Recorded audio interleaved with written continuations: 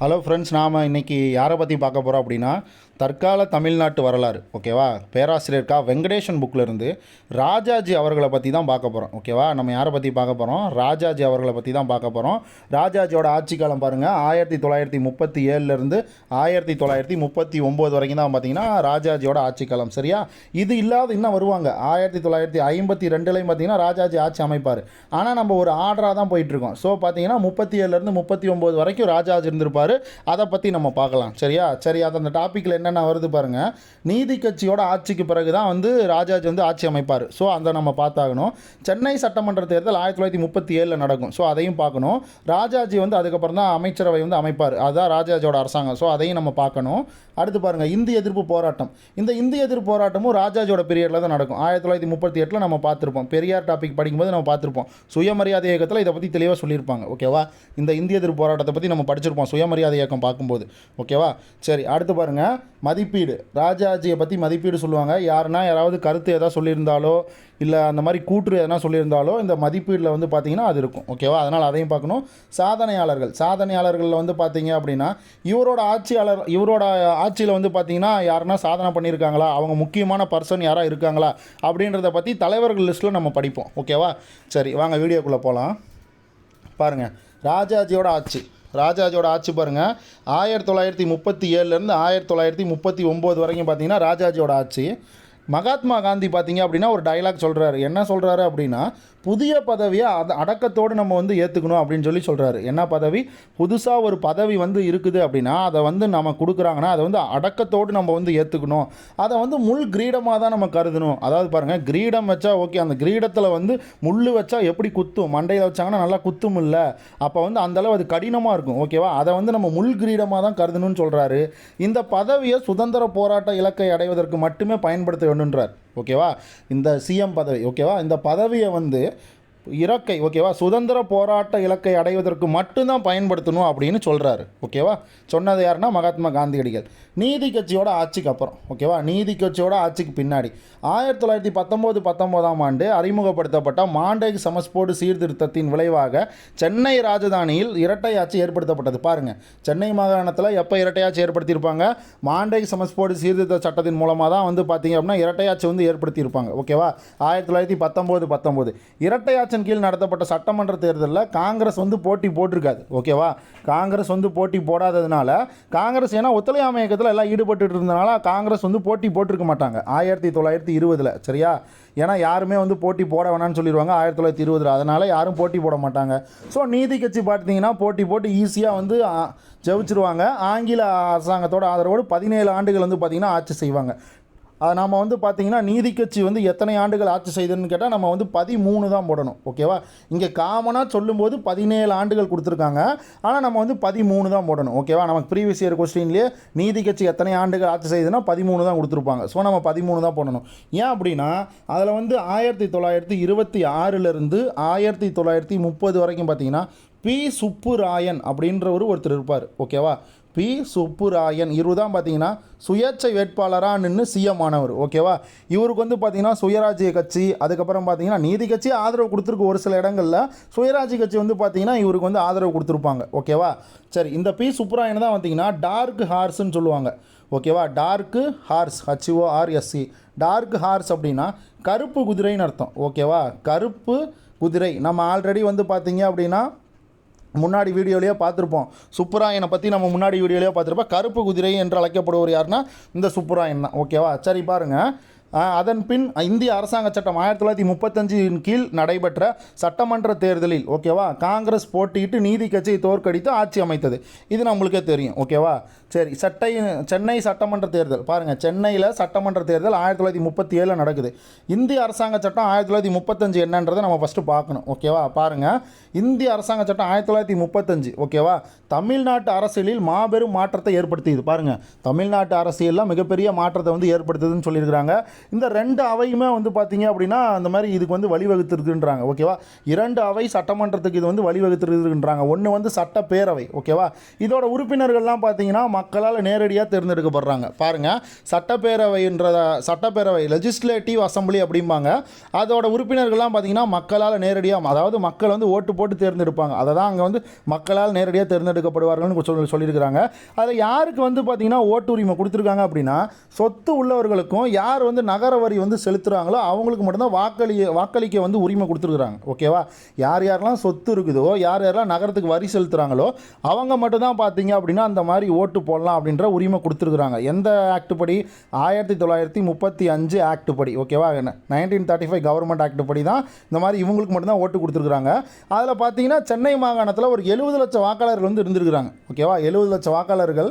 அப்படி இல்லை அப்படின்னா அவங்களுக்கு பர்சன்டேஜில் சொல்லணும்னா 15% மட்டும்தான் வாக்குரிமையை பெற்றிருக்கிறாங்க. ஓகேவா, 15% மட்டும்தான் வாக்குரிமை பெற்றிருக்கிறாங்க. அப்படி இல்லைன்னா 70 லட்சம் பேர் வந்து பார்த்திங்கன்னா வாக்குரிமை பெற்றிருக்கிறாங்க. நீங்கள் அந்த மாதிரி ஞாபகம் வச்சுக்கோங்க. அடுத்து பாருங்கள், சட்ட மேலவைனா லெஜிஸ்லேட்டிவ் கவுன்சில். ஓகேவா, அது வந்து அசம்பிளி, இது கவுன்சில். இதில் வந்து 54லேருந்து ஒரு 56 உறுப்பினர்கள் வந்து பார்த்திங்கன்னா இதில் இருப்பாங்க. ஓகேவா, 54லேருந்து 56 உறுப்பினர் பார்த்தீங்க அப்படின்னா இதில் இருப்பாங்க.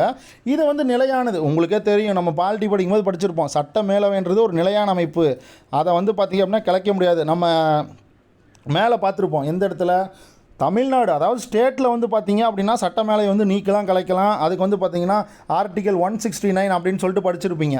ஆனால் ராஜ்யசபா மேலே சென்ட்ரலில் வந்து ராஜ்யசபா இருக்குல்ல, அதை வந்து உங்களால் கலைக்கவே முடியாது. அது வந்து நிலையான அவை. ஓகேவா, அதுதான் இங்கே சொல்கிறான் பாருங்கள், இது வந்து நிலையானது. சட்ட மேலவைன்றது நிலையானதுன்றாங்க.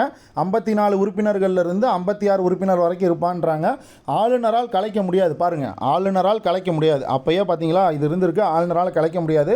3 ஆண்டுகளுக்கு ஒரு முறை 3 1/4 உறுப்பினர்கள் பதவி விலகுற. பாருங்கள், அந்த 1935 ஆக்ட் படி சட்ட மேலவையில், ஓகேவா, சட்ட மேலவையில் 3 வருஷத்துக்கு ஒரு முறை 3 1/4 உறுப்பினர்கள் பதவி விலகுற. பாருங்கள், 3 வருஷத்துக்கு ஒரு முறை 3ல், ஓகேவா, 3ல் 1/4, ஓகேவா, 3ல் 1/4 உறுப்பினர் பார்த்தீங்கன்னா இந்த மாதிரி பதவி வந்து விலகுவாங்க. ஓகேவா, சரி, அடுத்து பாருங்கள், இந்த அவையில் 8லிருந்து 10 உறுப்பினர்கள் ஆளுநரால் நியமிக்கப்படுவார்கள். பாருங்கள், இந்த அவையில் 54லேருந்து 56 உறுப்பினர்கள் வரைக்கும் தேர்ந்தெடுப்பாங்க. ஓகேவா, இது வந்து பார்த்திங்கன்னா நிலையானது. தேர்ந்தெடுப்பாங்கன்னா மக்கள்லாம் தேர்ந்தெடுக்க மாட்டாங்க. ஓகேவா, சரி, பாருங்கள், இதில் வந்து பார்த்தீங்கன்னா மக்கள் தேர்ந்தெடுக்கிறது வந்து சட்ட பேரவையில் தான், அதாவது லெஜிஸ்லேட்டிவ் அசம்பிளியில் தான்.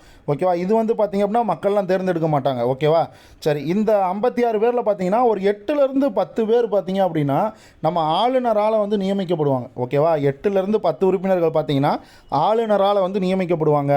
இந்த சட்டம் வந்து மாநில சுயாட்சிக்கு வழிவகுத்து. ஓகேவா, இந்த 1935 ஆக்ட் இருக்குது பார்த்தீங்களா, இது வந்து மாநில சுயாட்சிக்கு இது வந்து வழிவகுக்குது அப்படின்னு சொல்லி சொல்கிறாங்க. ஓகேவா, சரி, அடுத்து பாருங்கள், தேர்தல் அறிக்கை என்னன்னு பாருங்கள்.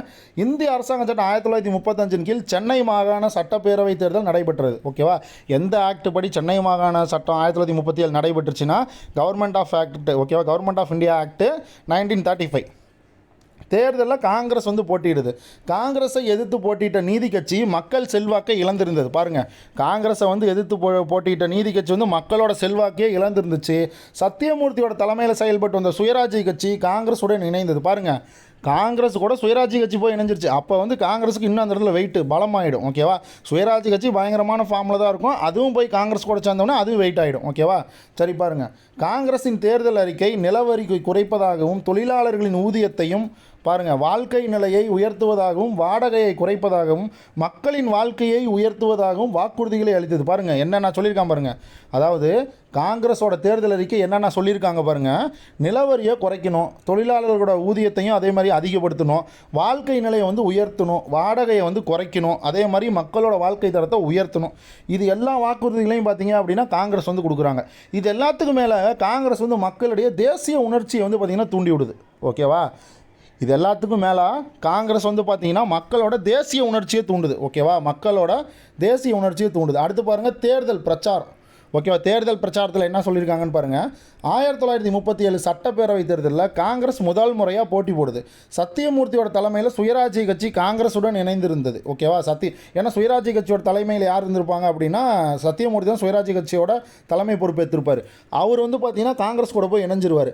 நீதி கட்சி வந்து மக்கள் ஆதரவை இழந்து பெயரளவுக்கு செயல்பட்டு வந்தது. ஓகேவா, நீதி கட்சி வந்து மக்களோட ஆதரவை இழந்து சும்மா ஒரு பேருக்கு இருந்துட்டு இருந்திருக்கும். ஓகேவா, சென்னை மாநில காங்கிரஸ் சத்தியமூர்த்தியின் தலைமையில் புது பலத்துடன் மக்களிடையே மிகுந்த செல்வாக்கு பெற்றிருந்தது. பாருங்க, சென்னை மாநில காங்கிரஸ் இருக்குது பார்த்தீங்களா, அது வந்து சத்தியமூர்த்தியோட தலைமையில் நல்லா பயங்கரமாக மக்களிடையே மிகுந்த செல்வாக்கோடு இருக்குது. ஓகேவா, சத்தியமூர்த்தியும் பலதரப்பு மக்களிடையே செல்வாக்கு பெற்றிருந்தார். பாருங்கள், சத்தியமூர்த்தியும் பார்த்தீங்க அப்படின்னா மக்கள்கிட்ட வந்து நல்ல செல்வாக்கோடு இருக்கிறார். ஓகேவா, அவர் புதிய தேர்தல் உத்திகளை கையாண்டார். பாருங்கள், சத்தியமூர்த்தி என்ன பண்ணியிருக்காரு, புதுசாக தேர்தல் உத்திகளை வந்து கையாளுறாரு. அப்போது மக்களிடையே பிரபலமடைந்த நடிகர்களான சி.வி. நாகையா, ஓகேவா, சி.வி. நாகையாவும் கே.பி. சுந்தராம்பாலும் தேர்தல் பிரச்சாரத்திற்கு வெற்றிகரமாக பயன்படுத்தினார். பாருங்கள் 2 பேர்த்த வந்து யூஸ் பண்ணியிருக்காரு. யார், நம்ம சத்தியமூர்த்தி இருக்கார் இல்லை, அவர் பார்த்தீங்கன்னா தேர்தல் பிரச்சாரத்துக்கு ஒரு 2 பேர்த்த யூஸ் பண்ணியிருக்காரு. அப்போ வந்து பார்த்தீங்கன்னா இந்த நடிகர்கள் 2 பேருமே ஃபேமஸ்ஸு. இதெல்லாம் பார்த்து வச்சுக்கோங்க. சி.வி. நாகையா, கே.பி. சுந்தராம்பாள். ஓகேவா, சி.வி. நாகையா, கே.பி. சுந்தராம்பாள். சரியா, இவங்க 2 பேர்த்த பார்த்து வச்சுக்கோங்க. இவங்க 2 பேர்த்து தான் பார்த்தீங்க அப்படின்னா தேர்தலோட பிரச்சாரத்துக்கு வந்து பயன்படுத்துகிறாரு. யார், நம்ம சுயராஜ்ய கட்சியோட தலைமையில் இருக்கார் இல்லை நம்ம சத்தியமூர்த்தி, அவர் வந்து காங்கிரஸ் கூட இணைஞ்சிருவார். காங்கிரஸோட தேர்தல் பிரச்சாரத்துக்கு இவங்க 2 பேர்த்த பயன்படுத்திக்குவார். ஓகேவா, சரி பாருங்கள், அவர் வெளியிட்ட பிரச்சாரம், ஓகேவா, பிரச்சாரம் குறுந்திரைப்படத்தை அரசாங்கம் தடை செய்தது. பாருங்கள், இவர் வந்து தேர்தல் பிரச்சாரத்துக்கு சும்மா ஒரு குறுந்திரைப்படம் வந்து ஒன்று வந்து ரெடி பண்ணியிருப்பார். அதை வந்து பார்த்தீங்கன்னா கவர்மெண்ட்டே வந்து தடை பண்ணிடுது. ஓகேவா, கவர்மெண்ட்டே வந்து இந்த மாதிரி வேண்டாம், இந்த குறுந்திரைப்படம் வந்து வேண்டான்னு சொல்லி கவர்மெண்ட்டே வந்து தடை பண்ணிடுது. அதனால் சத்தியமூர்த்தியோட சூறாவளி தேர்தல் பிரச்சாரத்தின் போது காந்திக்கு வாக்களியுங்கள், மஞ்சள் பெட்டிக்கே உங்கள் ஓட்டு என்ற ஒரே கோஷத்தை எழுப்பினார். பாருங்கள், இந்த டைலாக் பார்த்துக்கோங்க, இது முக்கியம். ஓகேவா, இதை சொன்னது யார் அப்படின்னா சத்தியமூர்த்தி சொல்லியிருக்காரு. நம்ம வந்து ஆப்ஷனில் வந்து அவர் இருந்தாருன்னா நம்ம போட மாட்டோம். சத்தியமூர்த்தி எதுக்குடா இப்படி சொல்லியிருக்க போகிறாருன்னு சொல்லிட்டு நம்ம மைண்ட் அப்படி யோசிக்கும். சரியா, எல்லாருமே ஒரே மாதிரி யோசிக்காது. ஸோ என்னோடய மைண்ட் அப்படி யோசிக்கும், அதனால் நான் சொல்கிறேன். ஓகேவா, பார்த்துக்கோங்க. காந்திக்கு வாக்களியுங்கள், மஞ்சள் பெட்டிக்கே உங்கள் ஓட்டு, இந்த டைலாக்கை வந்து யார் சொன்னது அப்படின்னா நம்ம சத்தியமூர்த்தி தான் இந்த ஓட்டு சொல்லியிருப்பார். ஓகேவா, சத்தியமூர்த்தி தான் இந்த டைலாக்கை சொல்லியிருப்பார். ஓகேவா, காந்திக்கு வாக்களியுங்கள், மஞ்சள் பெட்டிக்கே உங்கள் ஓட்டு அப்படின்ற கோஷத்தை அவர் தான் எழுதியிருப்பார். அவர் வாக்காளர்களின் ஆதரவை பெறுவதில் வல்லவர். பாருங்கள், வாக்காளரோட ஆதரவை பெறுவதில் இவர் பெரிய ஆள் அப்படின்றாங்க.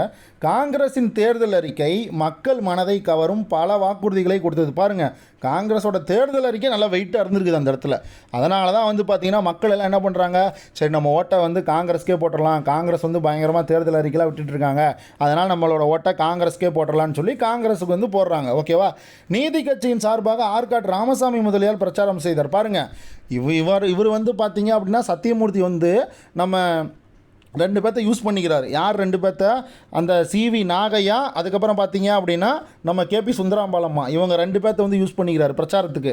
ஓகேவா, அதாவது காங்கிரஸ் சார்பாக நம்ம சத்தியமூர்த்தி வந்து யூஸ் பண்ணிக்கிறாரு.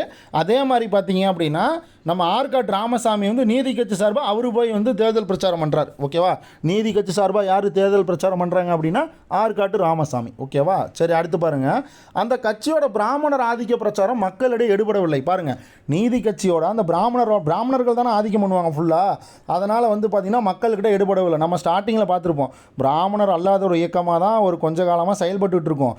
அதுக்கப்புறம் 1933-34 சம்திங்கில் பார்த்தீங்க அப்படின்னா இந்த மாதிரி வந்து பிராமணர்களையும் உள்ளே கொண்டுட்டு வரணும்னு சொல்லிடுவாங்க. ஓகேவா, அதனால் வந்து பார்த்திங்க அப்படின்னா செல்வாக்கு வந்து பார்த்திங்கன்னா மக்களோட அது வந்து மக்களிடையே வந்து இழந்துடும். ஓகேவா, அதுதான் இங்கே சொல்லியிருக்கான், நீதி கட்சியோட பிராமணர் ஆதிக்க பிரச்சாரம் மக்களிடையே எடுபடவில்லை அப்படின்னு சொல்லியிருக்கான்.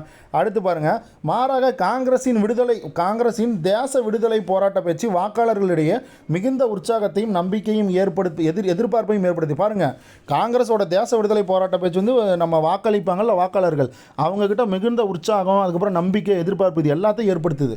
ஓகேவா, இந்த தேர்தலில் காங்கிரஸ், நீதி கட்சி தவிர சென்னை மாநில முஸ்லீம் லீக், அதுக்கப்புறம் சென்னை மக்கள் கட்சி, அதுக்கப்புறம் முஸ்லீம் முன்னேற்ற கட்சி போன்ற சுயேட்சையிலும் போட்டிட்டனர். பாருங்கள், நீதி கட்சியும் காங்கிரஸும் மட்டும் போட்டி போடலை. பாருங்கள், சென்னை மாநில முஸ்லீம் லீக்கும் போட்டி போட்டிருக்குது.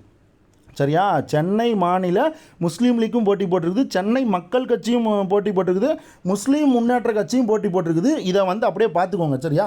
இதை அப்படியே கூற்று காரணத்தில் வைப்பாங்க. ஓகேவா? எந்த கட்சி வந்து 1937 வந்து இந்த மாதிரி வந்து ஓட்டு போட்டு ஜெயிச்சது, ஓட்டிங் வந்து இருந்திருக்காங்க, கட்சியில் இருந்திருக்காங்க, சாரி ஓட்டிங் கிடையாது, எந்த 3 கட்சி வந்து பார்த்திங்கன்னா தேர்தலில் கலந்துருக்காங்க அப்படின்னு சொல்லிட்டு கேட்பாங்க. அதாவது சுயேட்சை கட்சிகள் 3 எது கலந்துருக்குன்னு கேட்பாங்க. கீழே ஆப்ஷனில் 4-5 கூட வைப்பான். ஆனால் நாம் வந்து பார்த்திங்கன்னா இது 3 தான் கரெக்டாக செலக்ட் பண்ணணும். ஓகேவா? ஒன்று பார்த்தீங்கன்னா சென்னை மாநில முஸ்லீம் லீக்கு, இன்னொன்று பார்த்தீங்கன்னா சென்னை மக்கள் கட்சி. ஓகேவா? ரெண்டாவது வந்து சென்னை மக்கள் கட்சி, இன்னொன்று முஸ்லீம் முன்னேற்ற கட்சி. இந்த 3 வந்து பார்த்தீங்கன்னா தான் சுயேட்சையாக போட்டி போடுது. தயவு செஞ்சு இந்த 3ஐயும் பார்த்துக்கோங்க. இன்னொரு தடவை சொல்கிறேன், சென்னை மாநில முஸ்லீம் லீக்கு, சென்னை மக்கள் கட்சி, முஸ்லீம் முன்னேற்ற கட்சி. ஓகேவா? இது 3 வந்து பார்த்தீங்கன்னா சுயேட்சை. ஓகேவா? இதை பார்த்துக்கோங்க, ரொம்ப இம்பார்ட்டன்ட். அடுத்து பாருங்கள், தேர்தல் முடிவுகள். ஓகேவா? தேர்தல் முடிவுகள் பாருங்கள். ஃபஸ்ட்டு பாருங்கள், 1937 சென்னை சட்டப்பேரவை தேர்தல் முடிவுகள் பிப்ரவரி மாதம் வெளியிடப்பட்டன. பாருங்கள், பிப்ரவரி மாதம் இந்தமாரி வந்து வெளியிடுறாங்க. மொத்தம் 205 இடத்துக்கு கட்சி வாரியான முடிவுகள் கட்சி வாரியான முடிவுகளை வந்து இந்தமாரி சொல்கிறாங்க. அதில் காங்கிரஸ் பார்த்திங்கன்னா 159 இடம் பார்த்திங்கன்னா காங்கிரஸ். ஓகேவா? 215 இடத்துல எத்தனை இடம் காங்கிரஸ் ஜெயிச்சிருக்குது? 159 இடம் வந்து காங்கிரஸ் ஜெயிச்சிருக்குது. நீதி கட்சி பார்த்தீங்கன்னா ரொம்ப படுதோல்வி, வெறும் 18 இடத்துல தான் நீதி கட்சி வந்து ஜெயிச்சிருக்குது. ஓகேவா? வெறும் 18 இடத்துல தான் நீதி கட்சி வந்து ஜெயிச்சிருக்குது. சென்னை மாநில முஸ்லீம் லீக் வந்து சுயேட்சையாக போட்டி போட்டு கூட 11 இடம் ஜெயிச்சிட்டாங்க. ஓகேவா? 11 இடம் ஜெயிச்சிட்டாங்க. ஐரோப்பியர்கள் வர்த்தகம்லாம் பார்த்தீங்கன்னா அவங்க கூட ஒரு 3 ஓட்டு ஜெயிச்சிருக்கிறாங்க. ஓகேவா? ஆங்கிலோ இந்தியர் கூட பார்த்தீங்கன்னா ஒரு 2 இடத்துல ஜெயிச்சிருக்கிறாங்க. நீதி கட்சி ஆதரவு பெற்றோர் பார்த்தீங்கன்னா ஒரு 2 கட்சி. பாருங்கள், நீதி கட்சி தனியாகவே 8 இது ஜெயிச்சிருக்குது 18 இடத்துல. ஓகேவா? 18 இடத்துல ஜெயிச்சிருக்குது. அது இல்லாமல் இந்த நீதி கட்சி ஆதரவோட ஒரு 2 பேர் ஜெயிச்சிருக்கிறாங்க. ஓகேவா? முஸ்லீம் முன்னேற்ற கட்சி 1. பாருங்கள், நம்ம முன்னாடி படித்தோம் சுயேட்சையாக வந்து முஸ்லீம் முன்னேற்ற கட்சி இருக்கும், அதில் 1. சென்னை மக்கள் கட்சி 1. பாருங்கள், இதுவும் சுயேட்சை தான், அதுவும் 1. அப்புறம் நாட்டுக்கோட்டை நகரத்தார் சங்கம் 1. பாருங்கள், நாட்டுக்கோட்டை நகரத்தார் சங்கம்னு ஒருத்தர் இருக்கிறாங்க, அவங்களும் சுயேட்சையாக தான் இருந்திருப்பாங்க போல், அவங்களும் பார்த்திங்கன்னா 1. அது இல்லாமல் யாருன்னு தெரியல, மற்றவங்களும் வந்து பார்த்திங்கன்னா 1 கட்சியில், மற்றவங்களும் சுயேட்சையில் அவங்களும் 1. ஓகேவா? பாருங்கள், சுயேட்சை மொத்தம் பார்த்திங்கன்னா 15. ஓகேவா? சுயேட்சையாக நின்று ஜெயிச்சிருக்கவங்க மொத்தம் 15. ஓகேவா? மொத்தம் பார்த்திங்கன்னா 215 இடம். அதை மட்டும் நல்லா பார்த்துக்கோங்க. ஓகேவா? பாருங்கள், ஃபஸ்ட்லேருந்து பார்த்துக்கோங்க. காங்கிரஸ் வந்து 159, நீதி கட்சி வந்து 18 இடம், சென்னை மாநில முஸ்லீம் லீக்கு 11. அதுக்கப்புறம் பார்த்தீங்க அப்படின்னா ஐரோப்பியர் வர்த்தகம் பார்த்தீங்கன்னா 3 பேர். ஓகேவா? ஆங்கிலோ இந்தியர் வந்து 2. ஓகேவா? நீதி கட்சி ஆதரவு பெற்றோரும் 2. முஸ்லீம் லீக் முன்னேற்ற கட்சி 1, சென்னை மக்கள் கட்சியும் 1, நாட்டுக்கோட்டை நகரத்தார் சங்கமும் 1, அதுக்கப்புறம் மற்றவங்க பிறர்லையும் 1 வந்துருச்சு. சுயேட்சை மொத்தமாக 15. ஓகேவா? சுயேட்சையில் மொத்தமாக 15. சரி பாருங்கள், நாட்டுக்கோட்டை நகரத்தார் சங்கத்தின் சார்பாக நீதி கட்சியின் ஆதரவோடு ராஜா முத்தையா செட்டியாரும். ஓகேவா? பாருங்கள், இந்த நாட்டுக்கோட்டை நகரத்தார் சங்கத்தோட சார்பாக ஒருத்தர் ஜெயிச்சிருக்காங்கல்ல, அந்த ஒருத்தர் யாருன்னா, அந்த நாட்டுக்கோட்டை நகரத்தார் சங்கத்தில் ஒருத்தர் ஜெயிச்சிருக்காங்கன்னு பார்த்தோம். அது யாருன்னா ராஜா முத்தையா செட்டியார். ஓகேவா? நீதி கட்சியோட ஆதரவோடு ராஜா முத்தையா செட்டியார் ஜெயிச்சிருக்கிறாரு. தென்னிந்திய வர்த்தக சங்கத்தின் சார்பாக டிடி கிருஷ்ணமாச்சாரி தேர்ந்தெடுக்கப்பட்டிருக்கார். பாருங்கள், தென்னிந்திய வர்த்தக சங்கத்தின் சார்பாக டிடி கிருஷ்ணமாச்சாரி தேர்ந்தெடுக்கப்பட்டிருக்கிறாரு. அடுத்து நீதி கட்சி பிரபலங்களான முதலமைச்சர் பொப்புளி அரசர், வெங்கடகிரி குமாரராஜா, பிடி ராஜன், ஏபி பாட்ரோ, அதுக்கப்புறம் ராமநாதபுரம் ராஜா ஆகியோர் தோற்று போயினர். பாருங்கள், இவங்கெல்லாம் தோற்று போயிட்டாங்க. ஓகேவா? இவங்கெல்லாம் பெரிய ஆள். பிடி ராஜன்லாம் வந்து பெரிய ஆள். ஓகேவா? அவரும் தோற்று போயிட்டார். பொப்புளி அரசரும் பாருங்கள், அவரும் தோத்துட்டார். வெங்கடகிரி குமாரராஜா அவரும் பார்த்தீங்கன்னா தோத்துட்டார். ஏபி பாட்ரோ, ராமநாதபுரம் ராஜா, இவங்க எல்லாமே வந்து தோத்துட்டாங்க. காங்கிரஸ் வந்து மிகப்பெரிய வெற்றி அடையுது. ஓகேவா? காங்கிரஸ் வந்து மிகப்பெரிய வெற்றி அடையுது. வாங்க அடுத்து பார்க்கலாம். பாருங்கள், ராஜாஜியோட அரசாங்கம். இப்போ காங்கிரஸ் வந்து ஜெயிச்சிருச்சு. ஓகேவா? இப்போ வந்து 1937 எலெக்ஷனில் காங்கிரஸ் வந்து ஜெயிச்சிருச்சு. இப்போ அடுத்து பார்த்திங்கன்னா இடைக்கால அரசாங்கம். பாருங்கள், இடைக்கால அரசாங்கத்தை பார்க்கலாம். பாருங்கள், இந்திய அரசாங்க சட்டம் 1935 கீழ் மாநில ஆளுநர்களுக்கு சிறப்பு அதிகாரங்கள் வழங்கப்பட்டதால் காங்கிரஸ் வெற்றி பெற்றன. ஓகேவா? காங்கிரஸ் வெற்றி பெற்று சென்னை ஐக்கிய மாகாணம், அதுக்கப்புறம் மத்திய மாகாணம், பம்பாய், பீகார், ஒடிஷா, வடமேற்கு எல்லை மாகாணம் ஆகிய மாகாணங்களில் அரசாங்கம் அமைப்பதில்லை என்று அகில இந்திய காங்கிரஸ் முடிவு செய்து. பாருங்கள், அகில இந்திய காங்கிரஸ் வந்து என்ன சொல்லுதுன்னா, இந்த மாதிரி இந்திய அரசாங்க சட்டம் 1935 கீழ் மாநில ஆளுநர்களுக்கு சிறப்பு அதிகாரம் வழங்கப்பட்டதால் காங்கிரஸ் வெற்றி பெற்ற சென்னை ஐக்கிய மாகாணம். பாருங்கள், காங்கிரஸ் எத்தனை இடத்துல ஜெயிச்சிருக்குது பாருங்கள். சென்னையில் ஜெயிச்சிருக்குது, ஐக்கிய மாகாணத்தில் ஜெயிச்சிருக்குது, மத்திய மாகாணம், அப்புறம் பம்பாயிலையும் ஜெயிச்சிருக்குது, பீகார், ஒரிஷா, வடமேற்கு எல்லை மாகாணங்களில், இது எல்லா மாகாணத்துலேயும் ஜெயிச்சிருக்குது. ஆனால் வந்து பார்த்திங்க அப்படின்னா இந்த மாதிரி வந்து மாகாணங்களில் அரசாங்கம் வந்து அமைக்க மாட்டோம் அப்படின்னு சொல்லி அகில இந்திய காங்கிரஸ் வந்து முடிவு பண்ணியிருக்குது. ஓகேவா? இந்தியா லெவலில் இருக்கிற அகில இந்திய காங்கிரஸ் வந்து முடிவு பண்ணிக்கிறாங்க. அந்த முடிவின்படி சென்னை சட்டமன்ற தலைவராக தேர்ந்தெடுக்கப்பட்ட ராஜாஜி அரசாங்கம் அமைக்க முன்வரவில்லை. பாருங்கள், ராஜாஜி வந்து அமைச்சரவை அமைக்க முன்வரவில்லை. ஓகேவா? ஏன்னா வந்து அகில இந்திய கட்சி வந்து இந்த மாதிரி அகில இந்திய காங்கிரஸ் கட்சி இந்த மாதிரி சொல்லியிருக்கிறாங்க, இந்த மாதிரி வந்து ஆட்சி அமைக்க மாட்டோம் இந்த பிளேஸ்லாம் அப்படின்னு சொல்லியிருக்கிறாங்க. அதில் வந்து சென்னை ஆளுநர் எர்கின்ஸ் பிரபு இருக்கிறார் இல்லை, அவர் எதிர்கட்சி சேர்ந்த வி.எஸ். சீனிவாச சாஸ்திரியை கொண்டு இடைக்கால அரசாங்கத்தை அமைக்க ஏற்பாடு செய்தார். பாருங்கள், இடைக்கால அரசாங்கம் அமைக்கிறதுக்கு ஏற்பாடு பண்ணுறாங்க. ஓகேவா?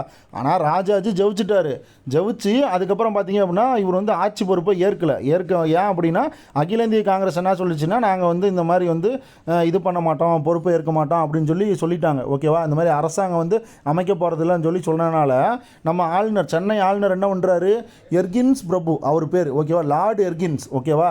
அவர் வந்து என்ன பண்ணுறார், லார்டு எர்கின்ஸ். ஓகேவா? அவர் வந்து என்ன பண்ணுறாரு, எதிர்கட்சி தலைவராக யார் இருக்காருன்னா வி.எஸ். சீனிவாச சாஸ்திரி. ஓகேவா? அந்த வி.எஸ். சீனிவாச சாஸ்திரியை கூப்பிட்டு இடைக்கால அரசாங்கம் அமைக்கிறதுக்கு அவர் வந்து ஏற்பாடு பண்ணிகிட்ருக்கார். ஓகேவா? இடைக்கால அரசாங்கம் அமைக்கிறதுக்கு ஏற்பாடு பண்ணிகிட்ருக்காரு. ஆனால் சாஸ்திரி வந்து பார்த்திங்கன்னா ஆளுநரின் அழைப்பை ஏற்க மறுத்து விட்டார். பாருங்கள், சாஸ்திரி வந்து பார்த்திங்க அப்படின்னா இந்த மாதிரி வந்து இது பண்ணுறாரு. ஓகேவா? இந்த மாதிரி வந்து இந்த அரசாங்கம் வந்து பார்த்திங்கன்னா எனக்கு தேவையில்லை, நான் எதிர்கட்சி தான், பட் ஆனால் பார்த்தீங்கன்னா நீங்கள் கூப்பிட்டு இந்த மாதிரி கொடுக்குறீங்களா, அது எனக்கு வேண்டாம் அப்படின்னு அவர் சொல்கிறாரு. அவரோட அழைப்பை வந்து பார்த்திங்கன்னா ஏற்க வந்து மறுக்கிறார். ஓகேவா? அதுக்கப்புறம் பார்த்தீங்கன்னா நீதி கட்சியை சேர்ந்த கூர்ம வெங்கடரெட்டி. பாருங்கள், நீதி கட்சியை சேர்ந்த கூர்ம வெங்கடரெட்டியை முதலமைச்சராக கொண்ட இடைக்கால அரசாங்கத்தை அமைத்தார் ஆளுநர் எர்கின்ஸ் பிரபு. பார்த்தீங்களா, இதெல்லாம் வந்து ஸ்கூல் புக்கில் கிடையாது. ஓகேவா? தயவு செஞ்சு இதை பார்த்துக்கோங்க. இங்கே பாருங்கள், நாம் என்ன பார்த்துருப்போம் அப்படின்னா 1937 39 வரைக்கும் பார்த்திங்கன்னா ராஜாஜி இருந்திருப்பாருன்னு பார்த்தோம். ஆனால் ராஜாஜியே பார்த்திங்கன்னா பதவியில் வந்து பார்த்திங்கன்னா கிடையாது. ஓகேவா?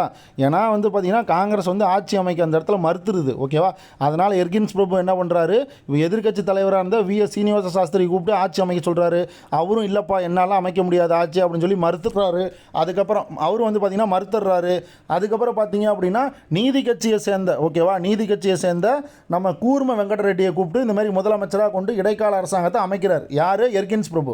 ஓகேவா? அடுத்து பாருங்கள், 1937 ஜூன் 22 வைஸ்ராய் லின்லித்கோ காங்கிரஸின் கோரிக்கையை ஏற்றுக்கொண்டதால் அந்த கட்சி வெற்றி பெற்ற மாநிலங்களில் அரசாங்கம் அமைக்க சம்மதித்தது. பாருங்கள், லின்லித்கோ பிரபு வரார். ஓகேவா? லின்லித்கோ பிரபு வந்து இந்த மாதிரி வந்து காங்கிரஸோட கோரிக்கையை ஏற்றுக்கிறார். எப்போ? 1937 ஜூன் மாதம் 22 லின்லித்கோ பிரபு வந்து காங்கிரஸோட கோரிக்கையை ஏற்றுக்கிறார். ஓகேவா? காங்கிரஸோட கோரிக்கையை ஏற்றனால காங்கிரஸ் வந்து என்ன பண்ணுதுன்னா, சரி நாங்கள் வெற்றி பெற்ற எல்லா இடத்துலையுமே பார்த்தீங்க அப்படின்னா இந்த மாதிரி வந்து ஆட்சி அமைக்கிறோம் அப்படின்னு காங்கிரஸ் வந்து சம்மதிக்குது. ஓகேவா? ஆல்ரெடி பார்த்தீங்கன்னா இடைக்கால அரசாங்கத்தை வந்து பார்த்திங்கன்னா இவங்க வந்து அமைச்சிட்டாங்க. யார்? எர்கின்ஸ் பிரபு வந்து நீதி கட்சியை சேர்ந்த கூர்ம வெங்கடரெட்டி வந்து முதலமைச்சராக போட்டு நியமிச்சிட்டாங்க. ஓகேவா? அதுக்கப்புறம் இவங்க என்ன சொல்கிறாங்க, காங்கிரஸ் வந்து 1937 ஜூன் 22 இந்த மாதிரி வந்து வைஸ்ராய் லின்லித்கோ வந்து காங்கிரஸோட கோரிக்கையை ஏற்றுக்கிட்டனால சரி ஓகே நாங்கள் வந்து ஜெயிச்ச இடத்துலலாம் நாங்கள் வந்து ஆட்சி அமைக்கிறோம்னு காங்கிரஸ் வந்து சம்மதிச்சிடுறாங்க. ஓகேவா? சரி, அடுத்து பாருங்கள்.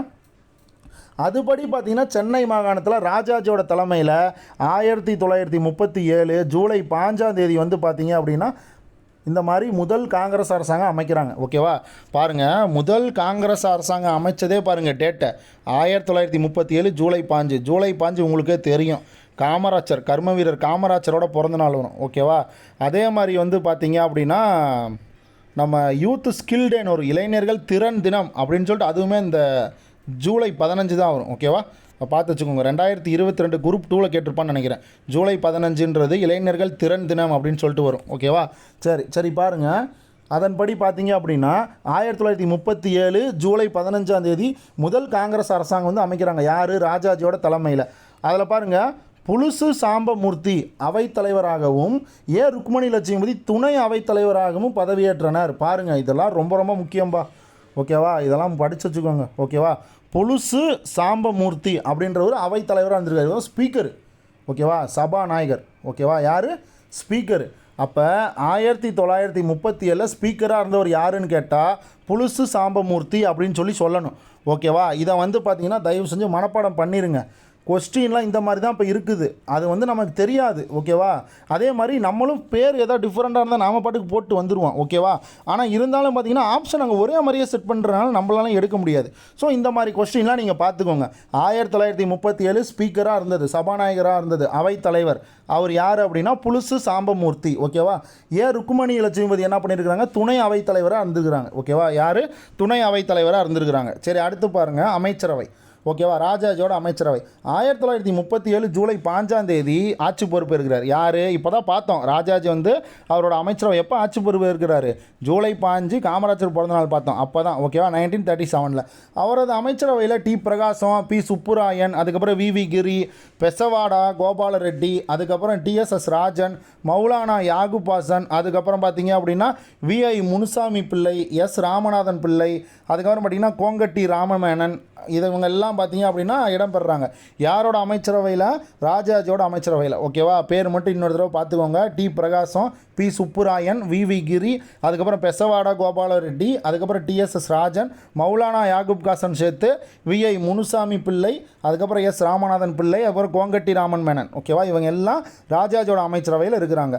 ராஜாஜியோட அமைச்சரவையில் சத்தியமூர்த்தி இடம்பெறவில்லை என்பது குறிப்பிடத்தக்கது. பாருங்கள், ராஜாஜியோட அமைச்சரவையில் 1937 தேர்தலில் பாருங்கள், ராஜாஜியோட அமைச்சரவையிலே சத்தியமூர்த்தி இல்லை. அதை வந்து இங்கே மெயினாக கொடுத்துருக்கான். ஓகேவா? இதை வந்து நீங்கள் வந்து பார்த்து வச்சுக்கணும். அதில் இருந்துட்டாருன்னு போட்டிங்க அப்படின்னா நம்ம தப்பு பண்ணிடுவோம். ஓகேவா? பார்த்துக்கோங்க. 1937 தேர்தலில் வச்சு ராஜாஜி அமைச்சரவையில் இருக்கும்போது சத்தியமூர்த்தி பார்த்திங்கன்னா ஒரு அமைச்சராக வந்து இடம் பெறவில்லைன்னு கொடுத்துருக்கான். தயவு செஞ்சு இதை நல்லா பார்த்துக்கோங்க. ஓகேவா? கூற்று காரணத்தில் அவர் ஒரு அமைச்சராக இருந்தார் அப்படின்னு சொல்லி கொடுத்தாலும் கொடுத்துருவான். தயவு செஞ்சு இந்த பாயிண்ட்டை பார்த்துக்கோங்க. சரியா? சரி, அடுத்து பாருங்கள், சட்ட சாதனைகள் என்னென்ன சாதனை பண்ணியிருக்காங்கன்னு பார்க்கலாம். ராஜாஜி ஆட்சி பொறுப்பேற்றவுடன் சில சமுதாய சீர்திருத்த நடவடிக்கைகளை கால இழப்பின்றி மேற்கொண்டார். பாருங்கள், ராஜாஜி ஆட்சி பொறுப்பேற்றதுக்கப்புறம் சில சமுதாய சீர்திருத்த நடவடிக்கைகளை கால இழப்பின்றி மேற்கொள்கிறாரு. அது என்னென்னு பாருங்கள். விவசாயிகள் கடன் தள்ளுபடி சங்கம். இப்போ வந்து விவசாயிகள் வந்து கடன் வாங்கியிருந்தாங்க அப்படின்னா அந்த கடனை வந்து தள்ளுபடி பண்ணிடுவாங்க. ஓகேவா? அது எப்போ கொண்டு வந்தாங்கன்னா 1938 மார்ச் மாதம் வந்து பார்த்தீங்க அப்படின்னா இதை கொண்டு வராங்க. ஓகேவா? மார்ச் மாதம் வந்து பார்த்தீங்கன்னா இதை வந்து கொண்டு வராங்க. இதிலேயே போட்டிருக்கு பாருங்கள், 1938 மார்ச் மாதம். ஓகேவா? அக்ரிகல்ச்சர் டிபிட் ரிலீஃப் அப்படின்னு சொல்லிட்டு கொடுத்துருக்காங்க. Relief act. ஓகேவா? அதை கொடுத்துருக்காங்க. விவசாயிகள் கடன் தள்ளுபடி சட்டம். ஓகேவா? 1938 மார்ச். இதை பார்த்து வச்சுக்கோங்க. அடுத்து பாருங்கள், இந்த சட்டம் மாநில விவசாயி கடன்பிடியிலிருந்து விடுவித்து நிம்மதி பெருமூச்சு விட செய்து. பாருங்கள், இந்த சட்டம் வந்து மாநில விவசாயிகளை கடன்பிடியிலிருந்து விடுவித்து நிம்மதி பெருமூச்சு விட செய்யுதுன்னு கொடுத்துருக்காங்க. இதெல்லாம் பார்த்துக்கோங்க, ரொம்ப முக்கியம். அடுத்து 2வது பாருங்கள், ஆலய நுழைவு மற்றும் இழப்பீட்டு சட்டம். இதுவும் முக்கியம், இதையும் பார்த்துக்கோங்க. இந்த சட்டம் தலித்துகளும் நாடார்களும் கோவிலுக்குள் நுழைவதற்கு எதிராக இருந்த கட்டுப்பாடுகளையும் தடைகளையும் நீக்கிது. பார்த்தீங்களா? இப்போ வந்து தலித்துகளும் அதுக்கப்புறம் பார்த்தீங்க அப்படின்னா இந்த மாதிரி வந்து நாடார்களும் இந்த மாதிரி கோயிலுக்குள்ளே போகக்கூடாது அப்படின்னு சொல்லியிருப்பாங்க. ஓகேவா? இப்போ அம்பேத்கர்லாம் பார்த்தீங்கன்னா தலித்தை சேர்ந்தவர் அப்படின்னு சொல்லி நம்ம படிச்சிருக்கோமா? அவர் இரட்டைமலை சீனிவாசனா, அயோத்திதாச பண்டிதர், இதெல்லாம் நம்ம படிச்சிருக்கோமா? அப்போ அவங்களாம் பார்த்தீங்கன்னா அந்த மாதிரி கோயிலுக்குள்ள வந்து போகக்கூடாதுன்னு சொல்லி பல கஷ்டத்தை வந்து அனுபவிச்சிருப்பாங்க. இந்த சட்டம் வந்து என்ன பண்ணுது அப்படின்னா அவங்க எல்லாத்தையும் கோயிலுக்குள்ளே போகலாம் அப்படின்ற மாதிரி அனுமதிக்குது. ஓகேவா? அவங்களுக்கு எதிராக இருந்த இந்த இதை வந்து பார்த்தீங்க அப்படின்னா சொல்கிறாங்க. ஓகேவா? சரி, பாருங்கள், இவங்க எல்லாம் என்ன பண்ணியிருக்காங்க, இந்த சட்டத்தை மட்டும் பார்த்துக்கோங்க. ஆலய நுழைவு மற்றும் இழப்பீட்டு சட்டம். ஓகேவா? தலித்துகளும் நாடார்களும் கோயிலுக்குள் நுழைவதற்கு எதிராக இருந்த கட்டுப்பாடுகளையும் தடைகளையும் நீக்குது. இனிமேல் நீங்கள் கோயிலுக்கு எதிராக போகக்கூடாது அப்படின்னு சொன்னால் இந்த சட்டத்தை போட்டு இல்லை அவங்களாம் போகலாம் அப்படின்னு சொல்கிறது அந்த சட்டம். ஓகேவா? அதாவது யாரெல்லாம் வந்து பார்த்திங்கன்னா இந்த மாதிரி வந்து இந்த சட்டத்துக்கு எதிராக செயல்படுறாங்களோ அவங்கள வந்து பார்த்திங்கன்னா சிறையில் போட்டுருவாங்க. ஓகேவா? இந்த ஆலய நுழைவு சட்டம் படி அந்த மாதிரிலாம் அவங்க பண்ணக்கூடாது. யாரும் எங்கே வேணாலும் போகலாம், எந்த கோயிலுக்குள்ளே வேணாலும் போகலாம், எல்லாருமே ஒருத்தர் தான் அப்படின்னு சொல்லுது. ஓகேவா? பாருங்கள், பிற்படுத்தப்பட்டோர் உயர் ஜாதியினருக்கு சமமாக கோயிலுக்கு சென்று இறைவனை வழிபடுவதற்கான உரிமை வழங்கப்பட்டது. பார்த்தீங்களா? அதாவது பிற்படுத்தப்பட்டோர்னு சொல்லி ஒதுக்கி வச்சுருப்பாங்க. பார்த்தீங்களா? அவங்க வந்து உயர் சாதியினருக்கு ஈக்குவலாக அவங்களும் கோயிலுக்கு போய் இறைவனை வழிபடுவதற்கான உரிமை வந்து இந்த ஆலய நுழைவு சட்டம் 1939 மூலமாக அவங்களுக்கு கிடச்சிருக்கும். ஓகேவா? அதை பார்த்துக்கோங்க. 1939. ஓகேவா? இன்னொன்று வந்து பார்த்தீங்க அப்படின்னா தள்ளுபடி ஆக்ட், அந்த விவசாய கடன் தள்ளுபடி ஆக்ட் 1938 மார்ச். ஓகேவா? ஒரு வருஷமாக ஒவ்வொரு ஆக்ட் வருது, பார்த்துக்கோங்க. 3வது பாருங்கள், சட்டம் இயற்றுவதோடு நின்று விடாமல் உடனடியாக மதுரை மீனாட்சி அம்மன் ஆலயம் தலித்துகளுக்கும் நாடார்களுக்கும் திறந்து விடப்பட்டது. பாருங்கள், 1939 மதுரை மீனாட்சி அம்மன் கோயில் வந்து பார்த்திங்கன்னா தலித்துகளுக்கும் நாடார்களுக்கும் பார்த்திங்கன்னா திறந்து விட்டுறாங்க. ஓகேவா? 1939. சரியா? அடுத்து பாருங்கள், மாநிலம் முழுவதும் மதுவிலக்கு நடைமுறைப்படுத்தப்பட்டது. பாருங்கள், ராஜாஜி வந்து என்ன பண்ணியிருக்காரு, மதுவிலக்கு ஓகேவா, ப்ரொபிஷன் ஓகேவா. பாருங்கள், மாநிலம் முழுவதும் மதுவிலக்கு நடைமுறைப்படுத்தப்பட்டது ஓகேவா. அதுக்கடுத்து பாருங்கள், சமுதாயத்தின் அடித்தட்டு மக்களின் நலன் கருதி இந்த திட்டம் உறுதியுடன் செயல்படுத்தப்பட்டது. பாருங்கள், சமுதாயத்தோட அடித்தட்டு மக்கள் ஓகேவா, நம்ம ரொம்ப கீழ்நிலையில் இருப்பாங்கள்ல, அந்த மக்களோட நலன் கருதி தான் வந்து பார்த்திங்கன்னா இந்த திட்டம் வந்து உறுதியாக செயல்படுத்தப்பட்டது அப்படின்றாங்க. மதுவிலக்கு திட்டத்தால் வருவாய் இழப்பீடை சரி செய்வதற்காக விற்பனை வரி விதிக்கப்பட்டது. பாருங்கள், இப்போ மதுவிலக்கு இப்போ வந்து மதுவை நிறைய பேர் வாங்கி அழுத்துறதுனால அதில் கம்பெனிக்கு வந்து பார்த்திங்கன்னா நிறைய லாபங்கள் இருக்கும். இப்போ மது விலக்கு பண்ணிட்டாங்க, மது விலக்கு ஆயிடுச்சு அப்படின்னா இந்த மாதிரி மது இனிமேல் எங்கேயும் கிடைக்காது, இந்த மாதிரி மது இருந்ததெல்லாம் ரொம்ப தப்புன்னு சொல்லி இந்த மாதிரி மது விலக்கு கொண்டு வந்தப்போ அப்போ அந்த இடத்துல வந்து பார்த்திங்கன்னா வருவாய் வந்து கவர்மெண்ட்டுக்கு கிடைக்க மாட்டேங்குது. அதனால் என்ன பண்ணுறாங்க அப்படின்னா அது வந்து விற்பனை வரியை கொண்டு வராங்க, சேல்ஸ் டேக்ஸ் ஓகேவா. அதாவது மது விலக்கு திட்டத்தால் ஏற்படும் வருவாய் இழப்பை வந்து ஈடு செய்வதற்காக என்ன கொண்டு வராங்கன்னா சேல்ஸ் டேக்ஸ், விற்பனை வரியை வந்து கொண்டுட்டு வர்றாரு ராஜாஜி ஓகேவா. அரசாங்க செலவை குறைக்க நூற்றுக்கணக்கான அரசாங்க ஆரம்ப பள்ளிகள் மூடப்பட்டன. பாருங்கள், இந்த கவர்மெண்ட் செலவை வந்து குறைக்கணுன்றதுனால நூற்றுக்கணக்கான அரசாங்க ஆரம்ப பள்ளிகளெல்லாம் க்ளோஸ் பண்ணுறாங்க ஓகேவா. யார், ராஜாஜியோட ஆட்சியில். அதுக்கப்புறம் பாருங்கள், பள்ளிகளில் காந்தியின் வார்தா கல்வி திட்டம் அறிமுகப்படுத்தப்பட்டது. பாருங்கள், ஸ்கூலில் வந்து பார்த்தீங்க அப்படின்னா ஆல்ரெடி பார்த்தீங்கன்னா நூற்றுக்கணக்கான அரசாங்க ஆரம்ப பள்ளிகள்லாம் க்ளோஸ் பண்ணிட்டாங்க. ஆனால் மீதி இருக்கக்கூடிய பள்ளிகளில் பார்த்தீங்கன்னா காந்தியோட வார்தா கல்வி திட்டத்தை இன்ட்ரடியூஸ் பண்ணுறாரு யார், ராஜாஜி ஓகேவா. காந்தியோட வார்தா பள்ளி திட்டம் ஓகேவா, வார்தா கல்வி திட்டம், அந்த கல்வி திட்டத்தை வந்து இங்கே பயன்படுத்துகிறார் ஓகேவா. அடுத்து பாருங்கள், பள்ளிகளில் 6ஆம் வகுப்பிலிருந்து 8ஆம் வகுப்பு வரை 2வது மொழியாக இந்தி பாடமாக்கப்பட்டது. பாருங்கள், பள்ளிகளில் 6 to 8 ஓகேவா, அந்த இயரை பார்த்து வச்சுக்கோங்க ஓகேவா. 6வதுலேருந்து 8ஆம் வகுப்பு வரையும் பார்த்திங்கன்னா 2வது மொழியாக இந்தி வந்து பாடமாக்கப்பட்டது. அதாவது மாணவர்கள் தாய்மொழியோடு இந்தியையும் கட்டாய பாடமாக கற்க வேண்டும் சொல்லி ராஜாஜி வந்து கொண்டு வர்றார் ஓகேவா. இப்போ என்ன ஆகும், இந்த இடத்துல பிரச்சனையாகும். இது வந்து பார்த்தீங்க அப்படின்னா இது வந்து இருமொழி கொள்கை மும்மொழி கொள்கை அப்படின்ற மாதிரி அந்த இடத்துல பிரச்சனையாகும் ஓகேவா.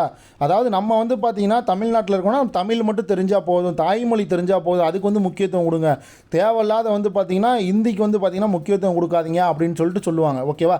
நம்ம ஆல்ரெடி வந்து பார்த்திங்கன்னா சுயமரியாதை டாபிக் பார்க்கும்போதே நம்ம பார்த்துருப்போம் ஓகேவா. பெரியார் வந்து பார்த்திங்க அப்படின்னா இந்த மாதிரி எக்ஸ்ட்ரா ஒரு லாங்குவேஜை கற்றுக்கிறது வந்து காட்டுமிராண்டித்தனமானது அப்படின்னு சொல்லிட்டுலாம் சொல்லியிருப்பார் ஓகேவா. சரி, நீங்கள் அந்த வீடியோவில் பாருங்கள். சரி, இது பாருங்கள், அடுத்து பாருங்கள், இந்திய எதிர்ப்பு போராட்டம் 1937லேருந்து 1940 ஓகேவா. 1937லேருந்து 1940 இது இந்த இந்திய எதிர்ப்பு போராட்டத்துக்கு எதிர் விளைவுகள். இது பாருங்கள், ராஜாஜி அறிமுகப்படுத்திய திட்டங்களில் நூற்றுக்கணக்கான துவக்க பள்ளிகளை மூடியதும், பள்ளிகளில் வார்தா திட்டத்தை அறிமுகப்படுத்தியதும், கட்டாய இந்தி படிப்பு, பிற சமுதாய சீர்திருத்த திட்டங்களை பின்னுக்கு தள்ளிவிட்டு என்று எதிர் விளைவுகளை ஏற்படுத்தின. ஆமாம், ஏன்னா எல்லாருமே பார்த்திங்கன்னா அந்த இடத்துல டென்ஷன் ஆகுறாங்க ஓகேவா. ஏன்னா தாய்மொழி தான் நம்மளுக்கு ரொம்ப முக்கியம், ஹிந்தி மொழி எதுக்கு நம்மளுக்கு அப்படின்னு சொல்லிட்டு அதை ஏற்படுத்துகிறாங்க ஓகேவா. அதை வந்து புதுசாக வந்து யார் இன்ட்ரடியூஸ் பண்ணுறாங்கன்னா நம்ம ராஜாஜி தான் வந்து இன்ட்ரடியூஸ் பண்ணுறாரு ஸ்கூலில். அது எத்தனாம் வகுப்புலேருந்து 6 to 8ஆம் வகுப்பு வரைக்கும் ஓகேவா. 6 to 8ஆம் வகுப்பு வரைக்கும் பார்த்தீங்க அப்படின்னா இந்தி வந்து பார்த்திங்கன்னா இன்ட்ரடியூஸ் பண்ணுறாரு. அடுத்து பாருங்கள், மதுவிலக்கு திட்டத்தால் அரசாங்கத்துக்கு ஏற்பட்ட வருவாய் இழப்பை சரி கட்டுவதற்காக ராஜாஜி புதுசாக கொண்டு வந்த விற்பனை வரியை ஏற்றுக்கொண்ட மக்கள் நூற்றுக்கணக்கான அரசாங்க பள்ளிகள் மூடப்பட்டதை நிராகரித்தனர். பாருங்கள், இந்த மாதிரி வந்து மதுவிலக்கு வந்து இப்போ ரொம்ப முக்கியமா அப்படின்னு சொல்லி கேட்டுட்டு இந்த மாதிரி மதுவிலக்குக்காக நீங்கள் இவ்வளவு பள்ளிகளை வந்து மூடுறது வந்து ரொம்ப தப்பு அப்படின்னு சொல்லிட்டு மக்கள் வந்து அதை வந்து நிராகரிக்கிறாங்க ஓகேவா. மக்கள் வந்து என்ன பண்ணுறாங்க, இதெல்லாம் ரொம்ப தப்பு, ஸ்கூலை வந்து ஏன் வந்து இந்த மாதிரி இழுத்து மூடினீங்க, பசங்க பிள்ளைங்களோட கல்வி வந்து ரொம்ப பாதிக்கப்படுது அப்படின்னு சொல்லிட்டு அதை வந்து நிராகரிக்கிறாங்க ஓகேவா. ராஜாஜியோட இந்த நடவடிக்கை ஆயிரக்கணக்கான கீழ்ஜாதி மக்களின் குறிப்பாக தலித்துகளின் கல்வி வாய்ப்பை பறித்து விட்டதாக கருதினார். பாருங்கள், என்ன சொல்லியிருக்காரு, ராஜாஜியோட இந்த நடவடிக்கை வந்து பார்த்தீங்க அப்படின்னா கீழ்ஜாதி மக்களோட ஓகேவா, கீழ்ஜாதி அவங்களாம் படிக்கிறதே ஆக்சுவலாக பெரிய விஷயம்பாங்க. இந்த கீழ்ஜாதி மக்கள் தலித்துகள்லாம் வந்து படிக்கிறதே பெரிய விஷயமாக நினைப்பாங்க. ஆனால் அவங்களோட கல்வியெலாம் இப்போ வந்து பாதிக்கப்படுது இல்லை. நீங்கள் பாட்டுக்கு ஆயிரக்கணக்கான ஸ்கூலை நூற்றுக்கணக்கான ஸ்கூலை இழுத்து மூடிட்டா அவங்களோட கல்வியெலாம் பாதிக்கப்படுது இல்லை.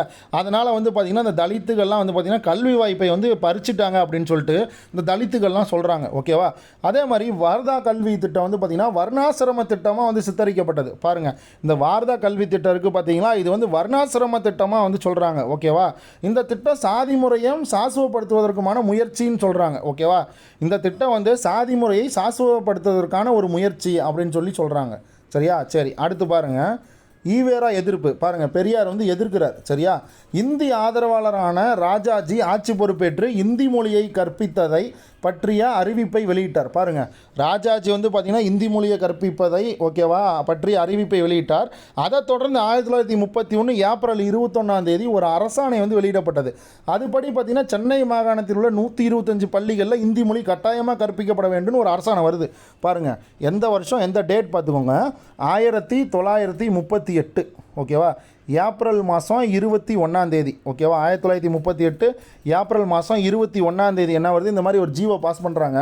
அந்த ஜியோவில் என்ன இருக்குது அப்படின்னா, ராஜாஜி வந்து அந்த ஜியோ பாஸ் பண்ணுறாரு. அதில் வந்து என்ன இருக்குது அப்படின்னா, இந்த மாதிரி சென்னை மாகாணத்தில் வந்து பார்த்திங்கன்னா ஒரு 125 உயர்நிலை பள்ளியில் ஓகேவா, 125 உயர்நிலை பள்ளியில் ஹிந்தி மொழி வந்து பார்த்திங்க அப்படின்னா கட்டாயமாக கற்பிக்கணும்னு சொல்கிறாங்க. ஓகேவா, எத்தனை இந்தி மொழி வந்து 125 உயர்நிலை பள்ளியில் கட்டாயமாக கற்பிக்கணும் அப்படின்னு சொல்லிட்டு சொல்கிறாங்க. ஓகேவா, இந்த அரசாணையை வெளியிட்ட உடனே பெரியார் ஈவேராவின் தலைமையிலான சுயமரியாதை இயக்கத்தினரும் ஏடி பன்னீர்செல்வத்தின் தலைமையிலான நீதி கட்சியினரும் எதிர்த்தன. பாருங்கள், இது நம்ம ஆல்ரெடி பார்த்தீங்கன்னா பார்த்துருப்போம் இந்த பாயிண்ட்லாம். ஓகேவா, இதில் பாருங்கள், இந்த அரசாணை வெளியிட்டதுக்கப்புறம் உடனே என்ன பண்ணுறாரு பெரியார் வந்து அவரோட சுயமரியாதை இயக்கத்தின் தலைமையில் வந்து பார்த்திங்க அப்படின்னா அந்த இடத்துல வந்து போராட்டத்தில் ஈடுபடுறாரு. அதே மாதிரி நீதி கட்சியோட தலைமையில் யார் இருக்காருன்னா ஏடி பன்னீர்செல்வம் இருக்கார். அவரும் பார்த்திங்கன்னா போராட்டத்தில் ஈடுபடுறாங்க. அப்போ இவர்களது எதிர்ப்பை மறைமலை அடிகள், சோமசுந்தர பாரதியார், கே அப்பாதுரை, முடியரசன், லக்குவனர் போன்ற தமிழ் அறிஞர்கள் ஆதரித்தனர். பாருங்கள், இப்போ நீதி கட்சி சுயமரியாதை இயக்கமும் இந்தியை பார்த்திங்கன்னா எதிர்க்கிறாங்க. அப்படி எதிர்க்கும் போது இவங்களும் போய் ஆதரவு கொடுக்குறாங்க. யாருக்கு? பெரியாருக்கும் ஏடி பன்னீர்செல்வத்துக்கும். இந்த மறைமலை அடிகள், சோமசுந்தர பாரதியார், இந்த கே அப்பாதுரையார், முடியரசன், லக்குவனார் இவங்கெல்லாம் பார்த்திங்க அப்படின்னா அவங்கள போய் ஆதரிக்கிறாங்க. ஓகேவா, ஆமாம் நீங்கள் சொல்கிறது கரெக்டு தான். எதுக்கு நம்மளுக்கு இந்தியை வந்து இன்ட்ரடியூஸ் பண்ணுறாங்க, ஸோ அதை வந்து நம்ம எதிர்க்கணும் அப்படின்னு சொல்லிட்டு பெரியார் கூடவும் நம்ம ஏடி பன்னீர்செல்வத்து கூடயும் இவங்கெல்லாம் போய் சேர்ந்து ஆதரவு கொடுக்குறாங்க. ஓகேவா, சரி பாருங்கள், போராட்டத்துக்கு ஆதரவு பாருங்கள், இப்போ தான் பார்த்தோம் போராட்டத்துக்கு நிறைய பேர் ஆதரவு கொடுக்குறாங்க. 1937 டிசம்பர் மாதம் வேலூரில் நடைபெற்ற சைவ சித்தாந்த மகா சமாஜ மாநாட்டில் சைவ தலைவர்கள் பள்ளிகளில் இந்தி சொல்லிக் கொடுப்பதை எதிர்த்தனர். ஆமாம் பாருங்கள், 1937 வேலூரில் வந்து ஒரு மாநாடு வந்து நடக்குது. ஓகேவா, வேலூரில் வந்து ஒரு மாநாடு நடக்குது. அது எந்த மாநாடு, என்ன பேருன்றதை பார்த்து வச்சுக்கோங்க. பாருங்கள், சைவ சித்தாந்த ஓகேவா, சைவ சித்தாந்த மகா சமாஜ மாநாடு. ஓகேவா, சைவ சித்தாந்த மகா சமாஜ ஓகேவா, மகா சமாஜ மாநாடு. சரியா, சமாஜ மாநாட்டில் பல சைவ தலைவர்கள்லாம் கலந்துக்கிறாங்க. அங்கே வந்து அந்த பள்ளிகளில் இந்தி சொல்லிக் கொடுக்குறத வந்து பார்த்திங்கன்னா எதிர்க்கிறாங்க. ஓகேவா, பெண்களும் பார்த்திங்கன்னா அதிக அளவில் போராட்டத்தில் ஈடுபடுறாங்க. இந்த இந்திய எதிர்ப்பு போராட்டத்தில் குறிப்பாக பார்த்திங்கன்னா மூலூர் ராமாமிர்தம், அதுக்கப்புறம் நாராயணி, அதுக்கப்புறம் வாப்பா தாமரைக்கனி, அதுக்கப்புறம் முன்னகர். ஓகேவா, பாருங்கள் முன்னகர் அழகியார் பேர் பாருங்கள், முன்னகர் அழகியார், டாக்டர் எஸ் தர்மாம்பாள், மலர் முகத்தம்மையார், பட்டம்மாள், சீத்தாம்மாள். ஓகேவா, சீத்தம்மாள்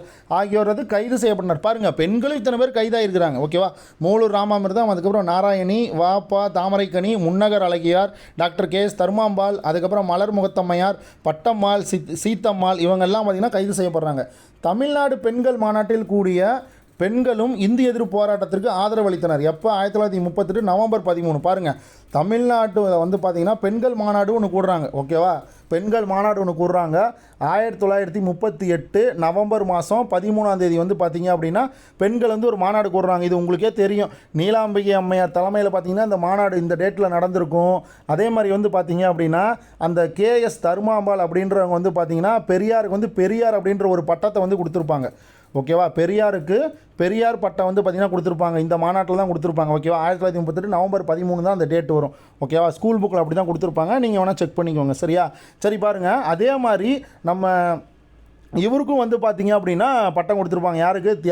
தியாகராய பாகவதர் அப்படின்னு சொல்லிட்டு இருப்பார். ஓகேவா, தியாகராஜ பாகவதர் அவருக்கு வந்து பார்த்திங்கன்னா ஏலிசை வல்லான் அப்படின்ற பட்டத்தை வந்து பார்த்திங்கன்னா கொடுத்து கௌரவிச்சிருப்பாங்க. ஓகேவா, சரி அடுத்து பாருங்கள், காஞ்சி ராஜகோபாலாச்சாரி போன்ற பிராமணர்களும் இப்போராட்டத்தில் பங்கேற்றனர் என்பது குறிப்பிடத்தக்கது. பாருங்கள், காஞ்சியை சேர்ந்த ராஜகோபாலாச்சாரி இருக்கிறாரு. அவரும் பார்த்திங்கன்னா பிராமணர்களுக்கும் ஓகேவா போன்ற பிராமணர்களும், அவர் வந்து பிராமணர், அவரும் பார்த்திங்கன்னா இந்த போராட்டத்தில் பங்கேற்கிறார். ஓகேவா, தமிழ் பேசும் முஸ்லீம்களும் ஆதரவு அளித்தனர். பாருங்கள், தமிழ்நாட்டில் வந்து முஸ்லீம் இருக்காங்கல்ல, அவங்களும் இந்த மாதிரி எதுக்கு இந்தியை கொண்டு வரணும்னு சொல்லி அவங்களும் பார்த்திங்கன்னா ஆதரவு கொடுக்குறாங்க. ஓகேவா, மக்களுக்கு வந்து பார்த்திங்கன்னா ஆதரவு கொடுக்குறாங்க. இந்திய எதிர்ப்பு போராட்டம் அனைத்து தரப்பினரும் கலந்து கொண்ட மக்கள் இயக்கமாக மாறுது. பாருங்கள், இந்த இந்திய எதிர்ப்பு போராட்டம் எல்லா மக்களும் கலந்து அனைத்து தரப்பினரும் கலந்து கொண்ட மக்கள் இயக்கமாக மாறுது. சரியா, அடுத்து பாருங்கள், இதோட உள்நோக்கம் என்னன்னு பாருங்கள். பள்ளி மாணவர்கள் இந்தியை கட்டாயமாக கற்பிக்க வேண்டும் என்று ராஜாஜியின் கல்வி திட்டத்துக்கு உள்நோக்கம் கற்பிக்கப்பட்டு எதிர்க்கட்சிகள் குறிப்பாக பெரியார் ஈவேராவின் தலைமையிலான சுயமரியாதை இயக்கம் போர்க்கொடி உயர்த்தியது.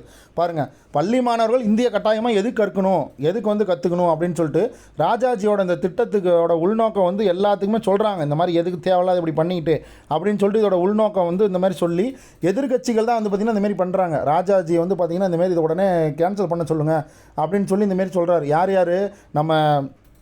நம்ம பெரியார் ஈவேரா தலைமையில், அதுக்கப்புறம் சுயமரியாதை இயக்கம், அதுக்கப்புறம் பார்த்தீங்க அப்படின்னா ஓகே இவங்க, அதுக்கப்புறம் இன்னும் நீதி கட்சி சார்பாக ஏடி பன்னீர்செல்வம் வருவார். ஓகேவா, அதையும் பார்த்து வச்சுக்கோங்க. அடுத்து கட்டாய இந்தி எதிர்ப்பு பெரிய போராட்டமாக உருவெடுத்து விரிவடைந்தது. பாருங்கள், இந்த கட்டாய இந்தி எதிர்ப்பு மிகப்பெரிய போராட்டமாக வந்து உருவெடுத்து இந்த மாதிரி விரிவடையுது. ஓகேவா, 3 ஆண்டுகள் நீடித்த இந்த போராட்டத்தின் போது உண்ணாவிரதங்கள், ஆர்ப்பாட்டங்கள், கருப்பு கொடி ஊர்வலங்கள், மறியல்கள், கண்டனங்கள், இந்தி எதிர்ப்பு மாநாடுகள் இது எல்லாம் நடத்துகிறாங்க. ஓகேவா, இதில் பாருங்கள் 1938 ஜூலை 1 தேதி, ஓகேவா, ஜூலை 1 தேதியும் டிசம்பர் 3 தேதியும் இந்திய எதிர்ப்பு நாளாக அனுசரிக்கப்பட்டன. பாருங்கள், இது ரொம்ப ரொம்ப முக்கியம். ஓகேவா, இந்திய எதிர்ப்பு நாளாக எந்த நாள் வந்து அனுசரிக்கப்பட்டது அப்படின்னா 1938 ஜூலை மாதம் 1 தேதி. ஓகேவா, அதே மாதிரி டிசம்பர் மாதம் 3 தேதி. ஓகேவா, இந்த 2 டேட்டும் பார்த்தீங்க அப்படின்னா இந்தி எதிர்ப்பு நாளாக அனுசரிக்கப்பட்டது.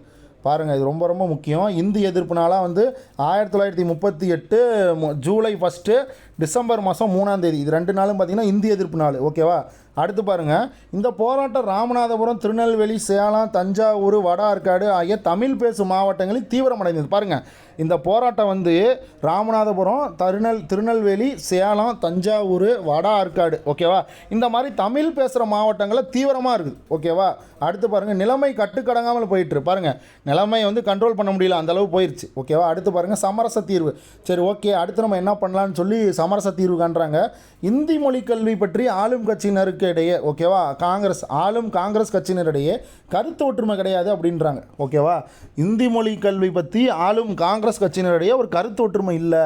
இந்திய ஆதரவாளரான ராஜாஜி இதில் விடாப்பிடியாக இருக்கிறார். ஓகேவா, எப்படியோ வந்து தமிழ்நாட்டில் இந்தியை கொண்டுட்டு வரணும்டா அப்படின்ற ஒரு விடாப்பிடியோடு இருக்கிறாரு ராஜாஜி. ஓகேவா, நிலைமை கட்டுமீறி செல்வதை தடுக்கும் பொருட்டு சத்தியமூர்த்தியும் சர்வப்பள்ளி ராதாகிருஷ்ணனும் ஒரு சமரச தீர்வை கூறினார். இங்கே பாருங்கள், விட்டா வந்து பார்த்திங்கன்னா நிலம் வந்து கை மீறி போயிட்டு இருக்குது.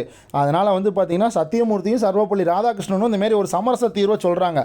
அதுக்கு வந்து இந்தியை விருப்ப பாடமாக சொல்லிக் கொடுப்பதே அந்த தீர்வாகும் அப்படின்றாங்க. பாருங்கள், இந்தியை வந்து விருப்ப பாடமாக சொல்லிக் கொடுப்பது தான் அந்த தீர்வுன்னொன்னே ராஜாஜி வந்து பார்த்திங்கன்னா இதற்கு சம்மதிக்கவில்லை. இந்தி எதிர்ப்பு போராட்டத்தை சட்டம் ஒழுங்கு பிரச்சனையாக பார்த்த ராஜாஜி போலீஸ் தீர்வு தீர்மானித்தார். பாருங்கள், இந்த மாதிரி வந்து இந்திய எதிர்ப்பு பிரச்சனை வந்து பார்த்திங்கன்னா ஒரு அதாவது இந்த மாதிரி வந்து சட்ட ஒழுங்கு பிரச்சனையாக பார்க்குறாரு. ஓகேவா, இந்திய எதிர்ப்பு போராட்டத்தை வந்து ஒரு சட்ட ஒழுங்குமுறை பிரச்சனையாக பார்க்குறாரு. அதனால் ராஜாஜி வந்து என்ன பண்ணுறாரு, போலீஸ் தான் இதுக்கு வந்து தீர்வு காணணும்னு சொல்லி போலீஸ் தீர்வு காண தீர்மானித்தார். பாருங்கள், போலீஸ் மூலமாக வந்து தீர்வு காணலாம்னு சொல்லி ராஜாஜி வந்து இப்படி தீர்மானிக்கிறார். ஓகேவா, சரி, அடுத்து பாருங்கள் போராட்டத்தை பாருங்கள். இந்திய எதிர்ப்பு போராளிகள் போலீஸ் தாக்குதலை எதிர்கொண்டனர். சில இடங்களில் போராட்டம் வன்முறையில் முடிந்தது. பாருங்கள், ஒரு சில இடத்துல வந்து போராட்டங்கள்லாம் வன்முறையில் முடியுது. ஓகேவா, ஆயிரக்கணக்கானோர் போலீஸ் தடியடிக்கு உள்ளாயினர். பாருங்கள், நிறையா பேர் வந்து போலீஸ் போட்டு தடியிலே போட்டு அடின்னு அடிக்கிறாங்க. நிறைய பேர்த்த யார் போலீஸ்காரங்க எல்லாம் சேர்ந்து இந்திய எதிர்ப்பு போராட்டத்தில் யாரெல்லாம் ஈடுபடுறாங்களோ அவங்கள வந்து போட்டு தடியிலே அடின்னு அடிக்கிறாங்க. மொத்தம் பார்த்திங்கன்னா 1198 பேர் கைது செய்யப்பட்டன. எத்தனை பேர்? 1198 பேர் பார்த்திங்கன்னா கைது செஞ்சுருக்கிறாங்க. பெண்கள் கை குழந்தைகளுடன் சிறை சென்றனர். பாருங்கள், பெண்கள்லாம் அவங்களோட கை குழந்தைகளுடைய ஜெயிலுக்கு வந்து போகிறாங்க. இந்த போராட்டத்தின் போது தாளமுத்து நடராஜன் ஆகியோரும் உயிரிழந்தனர். இதுதான் முக்கியமான கொஸ்டின். ஓகேவா, இந்திய எதிர்ப்பு போராட்டத்தப்போ உயிரிழந்த அந்த 2 நபர் யாருன்னு கேட்டாங்க அப்படின்னா தாளமுத்து நடராஜன். 2 பேரும் ரொம்ப ரொம்ப முக்கியம். 1179 பேர் தண்டிக்கப்பட்டனர். பெரியாருக்கு 1000 ரூபாய் அபராதமும் 1 ஆண்டு கடுங்காவல் தண்டனையும் விதிக்கப்பட்டன. பாருங்கள், இதை வந்து பார்த்திங்கன்னா பெரியார் தான் நடத்தினார். அதனால் பெரியாருக்கு பார்த்திங்கன்னா 1000 ரூபாய் அபராதமும் 1 ஆண்டு கடுங்காவல் தண்டனையும் வந்து கொடுத்துட்றாங்க. சரியா, அண்ணாதுரை 4 மாதங்கள் சிறை தண்டனை பெற்றார். பாருங்கள், நம்ம அண்ணாவும் பெரியார் கூட தான் இப்போ இருக்கிறாரு. அவரும் பார்த்திங்க அப்படின்னா ஒரு 4 மாதம் வந்து சிறை தண்டனை வாங்கிடுறார். ஓகேவா, அவர் வந்து சிறை தண்டனை அவருக்கும் கொடுத்துட்றாங்க. 1939 ஜூன் 7 தேதி வந்து போராட்டத்தில் பங்கேற்று கைதான அனைவரும் விடுவிக்கப்பட்டனர். பாருங்கள், 1939 ஜூன் மாதம் 7 தேதி வந்து பார்த்திங்க அப்படின்னா இந்திய எதிர்ப்பு போராட்டத்தில் யார் யார் கலந்துக்கிட்டாங்களோ எல்லாத்தையும் பார்த்திங்க அப்படின்னா விடுவிச்சிட்றாங்க. ஓகேவா, அதான் அந்த பாயிண்ட். இதில் பாருங்கள், இந்திய எதிர்ப்பு போராட்டத்தில் 2 பேர் இறந்துருவாங்க. முக்கியமான ஆள் யார் யார்? தாளமுத்து நடராஜன். இந்த 2 பேர். பெரியாருக்கு பார்த்தீங்கன்னா 1000 ரூபா அபராதம், 1 ஆண்டு கால கடுங்காவல் தண்டனை. ஓகேவா. அண்ணாதுரைக்கு பார்த்தீங்கன்னா 4 மாதங்கள் சிறை. ஓகேவா, இதையும் பார்த்துக்கோங்க. எப்போ வந்து அவங்க எல்லாத்தையும் விடுவிச்சாங்க அப்படின்னா 1939 ஜூன் 7ஆம் தேதி வந்து பார்த்திங்கன்னா எல்லாத்தையும் விடுவிச்சிடுறாங்க. அதே மாதிரி இந்த ராஜாஜி வந்து பார்த்திங்கன்னா இந்த இந்திய எதிர்ப்பு போராட்டத்தை ஒரு சட்ட ஒழுங்கு பிரச்சனையாக பார்த்து போலீஸ் தீர்வு காண முடிவு பண்ணுறாரு. ஓகேவா. அதே மாதிரி இந்திய எதிர்ப்புனால 2 நாள் அனுசரிச்சிருப்பாங்க. அது என்னென்னா ஜூலை 1938 ஜூலை 1. ஓகேவா. 1938 ஜூலை 1, 1938 டிசம்பர் மாதம் 3ஆம் தேதி. ஓகேவா, இது 2 டேட்டையும் பார்த்துக்கோங்க. சரியா. அடுத்து பாருங்கள், பிரிட்டிஷ் அரசாங்கத்துக்கு எதிராக அகில இந்திய காங்கிரஸ் எடுத்த முடிவின்படி. ஓகேவா, பிரிட்டிஷ் அரசாங்கத்துக்கு எதிராக காங்கிரஸ், ஓகேவா, அகில இந்திய காங்கிரஸ் எடுத்த முடிவின்படி காங்கிரஸ்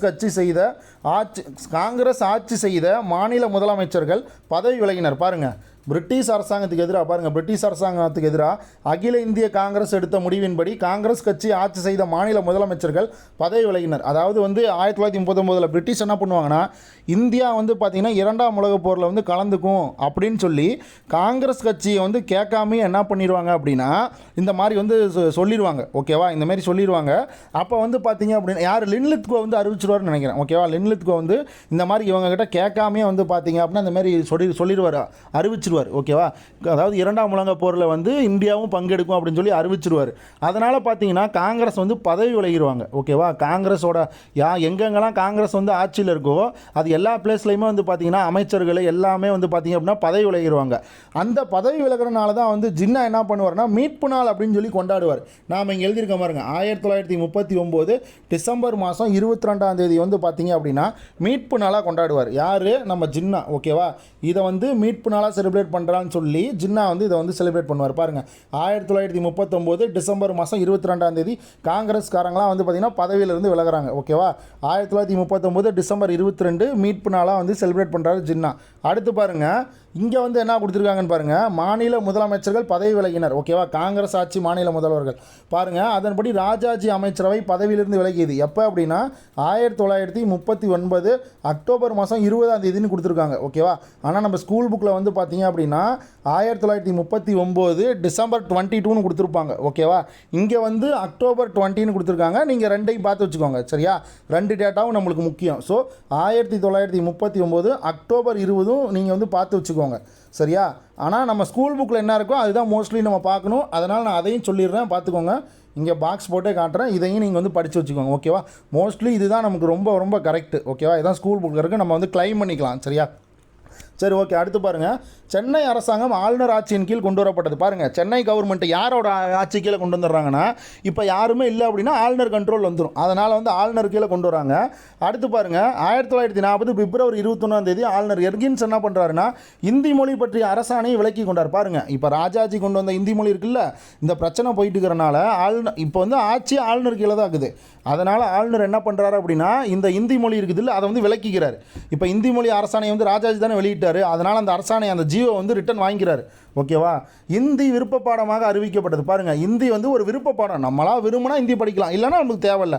அந்த மாதிரி ஒரு விருப்ப பாடமாக அறிவிச்சிடுறாங்க. ஓகேவா, பெரியார் இந்திய எதிர்ப்பு போராட்டத்தை விலக்கி கொண்டார். ஆல்ரெடி இந்த இந்தி விருப்ப பாடமாக வந்து சத்தியமூர்த்தி போய் கேட்டிருப்பார். ஓகேவா, நம்ம வந்து ஆல்ரெடி பார்த்தோம். இங்கே பாருங்கள், சத்தியமூர்த்தி வந்து பார்த்தீங்க அப்படின்னா சத்தியமூர்த்தியும் சர்வப்பள்ளி ராதாகிருஷ்ணனும் என்ன சொல்லியிருப்பாங்கன்னா ஒரு சமரச தீர்வை சொல்லுவாங்க. இந்திய விருப்ப பாடமாக சொல்லிக் கொடுப்பது தான் அந்த தீர்வு அப்படின்னு சொல்லி சொல்லுவாங்க. ஆனால் ராஜாஜி பார்த்தீங்க அப்படின்னா இதுக்கு வந்து சம்மதிக்க மாட்டார். ஓகேவா, ராஜாஜி பார்த்தீங்கன்னா இதுக்கு வந்து சம்மதிக்க மாட்டார். ஆனால் கடைசியாக வந்து நம்ம ஆளுநர் எர்கின்ஸ் பிரபு என்ன பண்ணுவார், இந்தியை வந்து இந்த மாதிரி வந்து ஒரு விருப்ப பாடமாக வந்து அறிவிச்சிருவார். ஓகேவா, அதுக்கப்புறம் பெரியார் வந்து இந்திய எதிர்ப்பு போராட்டத்தை விலக்கிடுவார். ஓகேவா, பெரியார் வந்து இந்திய எதிர்ப்பு போராட்டத்திலேருந்து விளங்கிடுவார். ஓகேவா, அவர் வந்து விலக்கிடுவார். இந்த மாதிரி வந்து இது போதும், நம்ம இந்திய எதிர்ப்பு போராட்டம் பண்ண வேணான்னு சொல்லி அவரே வந்து விலக்கி கொண்டார். ஓகேவா, அடுத்து பாருங்கள், மதிப்பீடு. பாருங்கள், ராஜகோபாலாச்சாரியை பற்றி ஏதாவது சொல்லியிருக்காங்களான்னு பார்க்கலாம். பாருங்கள், சக்கரவர்த்தி ராஜகோபாலாச்சாரி பரிமாணங்கள், ஓகேவா, பல பரிமாணங்களை கொண்ட ஆளுமை பெற்றவர். அவர் ஒரு அப்பழுக்கற்ற தேசியவாதி. பாருங்கள், அவர் ஒரு அப்பழுக்கற்ற தேசியவாதி, இந்திய விடுதலை போராட்ட வீரர், சமூக சேவகர், சட்ட நிபுணர், அரசியல் விவேகி, சிந்தனையாளர், இலக்கிய படைப்பாளி, மத்திய மாநில அரசியலில் பிரதானமாக பங்கேற்றவர். ஓகேவா, தமிழ்நாட்டில் சமூக சீர்திருத்தத்தின் முன்னோடியாக திகழ்ந்தவர். பாருங்கள், தமிழ்நாட்டில் சமூக சீர்திருத்தத்தோட முன்னோடியாக திகழ்ந்தவராம். கிராம மக்களின், குறிப்பாக தலித் மக்களின் முன்னேற்றத்திற்கு முன்னுரிமை கொடுத்தவர். பிற்படுத்தப்பட்டோரின் ஆலய நுழைவுக்கு, ஓகேவா, பிற்படுத்தப்பட்டோரின் ஆலய நுழைவுக்கு சட்ட அங்கீகாரம் கொடுத்தவர், மதுவிலக்கை மாநிலம் முழுவதும் நடைமுறைப்படுத்தியவர், மொழிவாளி ஓகேவா மொழிவழி மாகாணங்கள் மக்களிடையே பிராந்திய மனப்பான்மையை ஊதி வளர்க்கும் என்று எச்சரித்து பாருங்கள். இந்த மாதிரி மொழிவாரியாக வந்து மாகாணங்கள் வந்து பிரிக்கக்கூடாது, அது வந்து பிராந்திய மனப்பான்மை ஓகேவா, மக்களிடையே பிராந்திய மனப்பான்மையை வந்து ஊற்றி வளர்க்கும் ஓகேவா, அது வந்து ஊதி பெருசாகி வளர்ந்துரும் அப்படின்னு சொல்லி அதையும் வந்து எச்சரிக்கிறார் ஓகேவா. அடுத்து பாருங்கள், ராஜாஜி குறைகளுக்கு அப்பாற்பட்டவர் கிடையாது, அவரால் தேசிய அளவில் பிரகாசித்ததை போன்று மாநில அளவில் வெற்றி பெற முடியவில்லைன்னு சொல்கிறாங்க ஓகேவா. தேசிய அளவில் இருந்த அளவுக்கு மாநிலத்தில் அவரால் இருக்க முடியல அப்படின்னு சொல்லி சொல்கிறாங்க. அடுத்து பாருங்கள், இந்திய தலைவர்கள் ஓகேவா, இந்திய தலைவர்களின் மனநிலையை புரிந்து கொண்டு அவரால் மக்களின் விருப்பு வெறுப்புகளை அறிந்து கொள்ள முடியவில்லை ஓகேவா. இந்திய தலைவர்களோட மனநிலை வந்து அவரால் சரியாக புரிஞ்சிக்க முடியலையா ஓகேவா. அதை பற்றி சொல்கிறாங்க. காங்கிரஸ் மேலிடத்திலிருந்து ஆதரவோடு மாநில அரசியலுக்கு வந்த ராஜாஜி மக்களின் ஆதரவை ஓகேவா, மக்களின் பேர் ஆதரவை பெற்றிருக்க சத்தியமூர்த்தியின் உயர்வுக்கு தடையாக இருந்தார். பாருங்கள், மக்களோட பேராதரவை பெற்றிருந்த சத்தியமூர்த்தியோட உயர்வுக்கே வந்து இவர் நம்ம ராஜாஜி வந்து தடையாக இருக்கிறார் ஓகேவா. ராஜாஜி வந்து தடையாக இருக்கிறார். ஏன் அப்படின்னா 1937 எலெக்ஷனில் பார்த்தீங்க அப்படின்னா சத்தியமூர்த்தி தான் போட்டிடுறதா இருக்கும் ஓகேவா. ஆனால் திடீர்னு பார்த்தீங்கன்னா வந்து ராஜாஜி வந்து சொல்லிடுவாங்க, சத்தியமூர்த்தி தான் போட்டி போட்டு சத்தியமூர்த்தி தான் 1937 சிஎம் ஆக போகிறாருன்ட்டு எல்லாத்துக்கும் தெரிஞ்சிடும். ஆனால் ஒரு சில காரணமாக என்ன பண்ணிடுவாங்க, மேலிடத்துலேருந்து வந்த தகவல் படி ராஜாஜி தான் வந்து பார்த்திங்கன்னா இந்த மாதிரி நிற்க போகிறார் எலெக்ஷன்லன்னு சொல்லி ராஜாஜி சொல்லிடுவாங்க ஓகேவா. சரி, அடுத்து பாருங்கள், தமிழ்நாட்டு காங்கிரஸின் இரண்டாக பிளவுபட காரணமானவர். பாருங்கள், தமிழ்நாடு காங்கிரஸ் ரெண்டாக பிரிக்கிறதுக்கு இவர் ஒரு காரணமாக இருந்திருக்கிறார் ஓகேவா, பிளவுபடுறதுக்கு. இவரது மொழிக் கொள்கை தமிழக மக்களை இந்து எதிர்ப்பாளர்கள் ஆக்கி விட்டது. பாருங்கள், இவரோட மொழிக் கொள்கை தான் தமிழக மக்களை வந்து ஒரு இந்து எதிர்ப்பாளர்களாகவே மாற்றிருச்சு ஓகேவா. ராஜாஜின் பிடிவாத போக்கு அவரது ஆக்கப்பூர்வமான சாதனைகளை பின்னுக்கு தள்ளிவிடுது. பாருங்கள், ராஜாஜியோட பிடிவாத போக்கு அவரோட ஆக்கப்பூர்வமான சாதனைகளையே பின்னாடி தள்ளிவிட்டுருச்சு ஓகேவா. சரி பாருங்கள், எனினும் ராஜாஜி இந்திய அரசியல் மணற்பரப்பில் அழியாத காலச்சுவடிகளை விட்டு சென்றுள்ளார் என்பதில் ஐயமில்லை ஓகேவா. சரி, இது பாருங்கள், இவர்தான் என் மனசாட்சியின் காவலர் என்றார் காந்தி. உண்மையான வார்த்தைகள் பாருங்கள், இதுதான் ரொம்ப முக்கியம், இதுதான் கொஸ்டின் ஏரியா ஓகேவா. இவர்தான் என் மனசாட்சியின் காவலர்னு சொல்லி காந்தி வந்து யாரை சொல்கிறாரு அப்படின்னா வந்து ராஜாஜியை வந்து சொல்கிறார் ஓகேவா. ராஜாஜி வந்து காந்தி என்ன சொல்கிறாரு, இவர் தான் என் மனசாட்சியின் காவலர் அப்படின்னு ஓகேவா. காந்தி என்ன சொல்கிறாரு, ராஜாஜி தான் என் மனசாட்சியின் காவலர் ஓகேவா, என் மனசாட்சியின் காவலர் அப்படின்னு சொல்லி காந்தி வந்து பார்த்தீங்க அப்படின்னா சொல்கிறார். யாரை, நம்ம ராஜகோபாலாச்சாரி ஓகேவா, ராஜாஜி வந்து சொல்கிறாரு. இவளை தான் வந்து பார்த்தீங்க அப்படின்னா ராஜாஜியோட ஆட்சி எந்த வருஷம் வரைக்கும் 1937 1939 வரைக்கும் ஓகேவா. இதுக்கு மேலே பார்த்தீங்க அப்படின்னா 1946 அந்த டைமில் யார் வந்திருப்பாங்களோ நம்ம அவங்கள பார்க்க போகிறோம் ஓகேவா. அது நம்ம ஒவ்வொரு வீடியோவாக பின்னாடி அப்லோட் பண்ணிட்டு வந்துட்டுருப்போம் ஓகேவா. இந்த சாதனையாளர்கள் வந்து பார்த்திங்க அப்படின்னா நம்ம வந்து ஒவ்வொரு தலைவர்களையும் நம்ம வீடியோவாக அப்லோட் பண்ணுவோம் ஓகேவா. டிஎஸ்எஸ் ராஜன், அதுக்கப்புறம் ருக்மணி லட்சுமிபதி, இந்த மாதிரி ஒவ்வொரு தலைவர்களும் நம்ம அப்லோட் பண்ணிக்கிட்டு வருவோம் ஓகேவா. அதை நீங்கள் பார்த்துக்கலாம் ஓகேவா. இப்போ நம்ம வந்து ராஜாஜி அரசாங்கம் பார்த்திங்கன்னா 1937 1939 வரைக்கும் ஃபினிஷ் பண்ணியிருக்கேன் ஓகேவா ஃப்ரெண்ட்ஸ். ஓகே ஃப்ரெண்ட்ஸ், இந்த வீடியோ பிடிச்சிருந்தது அப்படின்னா லைக் அண்ட் சப்ஸ்கிரைப் பண்ணுங்கள், உங்கள் ஃப்ரெண்ட்ஸுக்கும் ஷேர் பண்ணுங்கள் ஓகேவா. நம்ம எப்பவும் சொல்கிறது தான், இந்த வீடியோ அதாவது ஒருத்தருக்கு பயன்படுத்தப்பட்டால் கூட நம்ம ஒரு மார்க் எடுத்து நம்ம முன்னேறி போனால் கூட அது நம்ம வெற்றிக்கான பாதையை வந்து கண்டிப்பாக வழிவகுக்கும் ஓகேவா. Thank you friends.